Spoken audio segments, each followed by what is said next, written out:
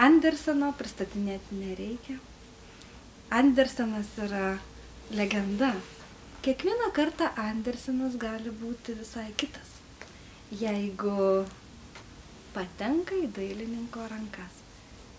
Turbūt būtų sunku suskaičiuoti, kiek dailininkų iš tikrųjų vėl ir vėl atveria Anderseno pasaulį. Ir mano rankose leidinys, kurio dailininkas yra dar nematytas, nei karto neatrastas Lietuvoje.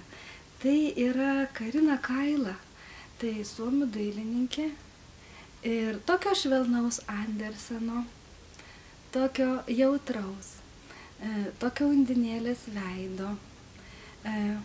Atrodo, kad tikrai tik ryte pražydusio žiedo, tokių subtilių spalvų. Dar mums nėra tekę regėti. Anderseno pasakų knyga papuoš bet kurios šeimos lentyną.